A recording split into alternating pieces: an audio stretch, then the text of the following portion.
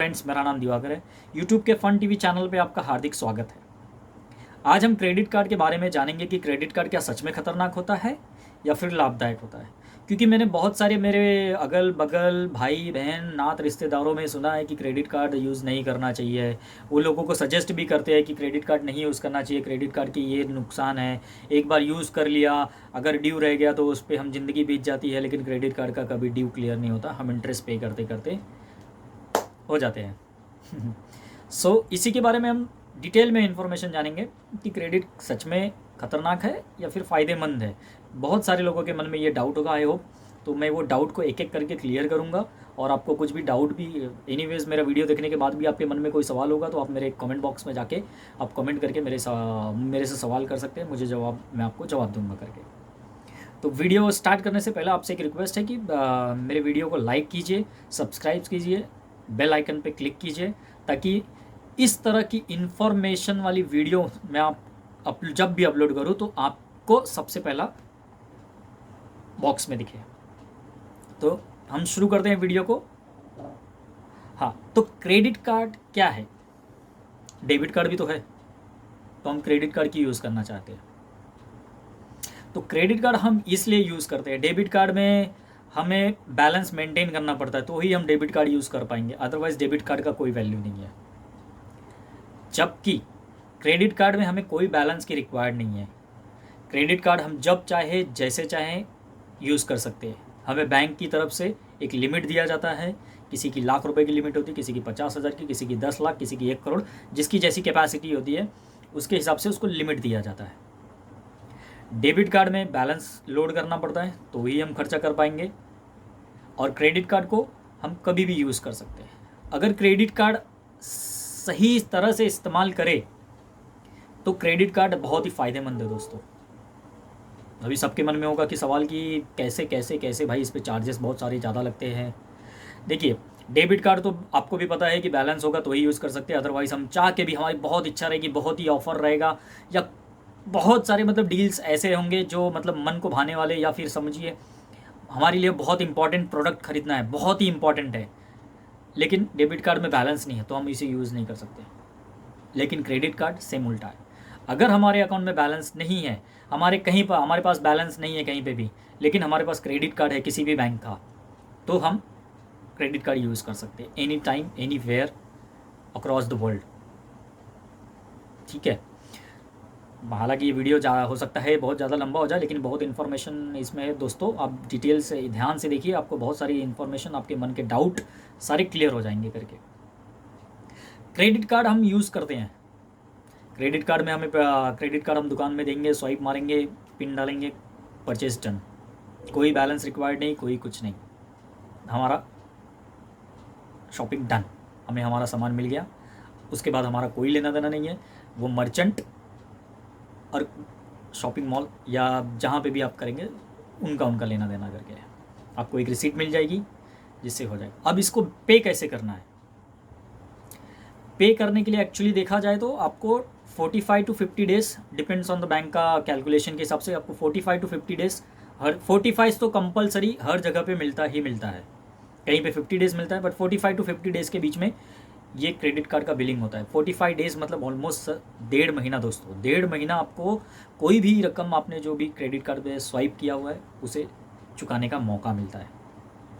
अब ये वर्क कैसे करता है मैं आपको इसका उदाहरण देता हूँ, और क्रेडिट कार्ड यूज़ कैसे करें ये भी बताता हूँ आपको दोस्तों।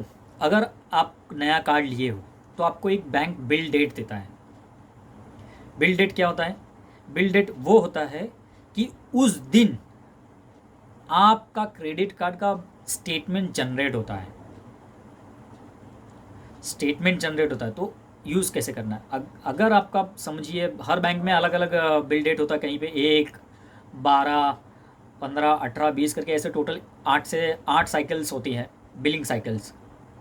तो हर पर्सन को अलग अलग बिलिंग साइकिल मिलता है, उसके अकॉर्डिंग यूज़ करना चाहिए। ठीक है। अगर क्रेडिट कार्ड का बिल साइकिल आपका समझिए 1 तारीख है, तो आपको यूज़ कब करना चाहिए क्रेडिट कार्ड? क्या मैं 30 तारीख को कर लूँ खर्चा या 1 तारीख को ही कर लूँ खर्चा? तो मुझे क्या 45 डेज़ मिलेगा या 45 टू 50 डेज़ मिलेगा या नहीं मिलेगा। जी हाँ दोस्तों, आपको एक बता दें, यहीं पे ऑलमोस्ट 95% पीपल यहीं पे गलती करती हैं कि बिल डेट उनका 1 तारीख का है या 12 तारीख का है या 15 तारीख का है, बिल डेट के पहले वो खर्चा कर लेंगे, 1 दिन पहले खर्चा कर लेंगे और सोचेंगे उनको 45 टू 50 डेज़ का टाइम मिल जाएगा। बट ऐसा नहीं होता दोस्तों। अगर आपने बिल डेट के 1 दिन पहले या हफ्ता 10 दिन, फॉर एग्ज़ाम्पल अभी 12 अप्रैल का आपका बिल डेट है, आपने 11 अप्रैल को खर्चा कर लिया तो आपको 45 डेज़ नहीं मिलेगा। सेम ऐसी, चाहे आपका एक साइकिल हो, 12 साइकिल हो, 15 हो, 20 हो, 22 हो, 25 हो, हर जिस बैंक का जिस तरह का साइकिल होगा, अगर साइकिल के 1 दिन पहले या हफ्ता भर पहले या 15 दिन पहले आप खर्चा करते हैं तो सेम मंथ में आपको बिल पे करने का ड्यू डेट आ जाएगा। अगर आपका साइकिल 1 तारीख है तो आपको 1 अप्रैल का है तो आपको, अगर आपने 30 मार्च को खर्चा किया है तो आपको 22 अप्रैल का आपका बिल डेट ड्यू डेट आएगा, payment due date. Bill date and payment due date बहुत ही अलग अलग चीज़ है दोनों दोस्तों। बिल डेट पे आपका बिल जनरेट होता है जहाँ पे आपको टाइम मिलता है पेमेंट भरने का, और ड्यू डेट वो होता है कि इस जो तारीख बैंक ने दिया रहता है, 1 अप्रैल का ड्यू बिलिंग डेट है तो 22 अप्रैल का ड्यू डेट होता है, तो 22 अप्रैल के अंदर अंदर आपको उस क्रेडिट कार्ड का भुगतान करना होता है। अगर 22 अप्रैल आपने क्रॉस कर दिया या कोई भी पेमेंट ड्यू डेट आपने क्रॉस कर दी तो यहाँ से आपको चार्जेस लगना शुरू हो जाता है। तो इसलिए दोस्तों, आप कोई भी शॉपिंग करें, कोई भी स्पेंड करें तो आप बिल डेट के बाद कीजिए। आप सोचोगे कि मुझे 30 तारीख को ही चाहिए, मेरा बिलिंग डेट 1 तारीख का है, तो 1 दिन रुक सकते हैं। अगर बहुत ही अर्जेंट है तो फिर आपको उतना बड़ा रिस्क लेना पड़ेगा, अदरवाइज़ आप प्लान करके करिए। क्रेडिट कार्ड बहुत ही यूज़फुल है दोस्तों। पैसा रहे नहीं रहे, आप क्रेडिट कार्ड कभी भी यूज़ करके अपनी चाहत, शौक, शौकीन सब चीज़ें ले सकते हैं, आप खरीद सकते हैं। तो हाँ, मैं आपको बता रहा था कि 1 तारीख का बिल डेट है, आपने 30 को खर्चा किया तो आपका ड्यू डेट आ जाएगा 22 अप्रैल।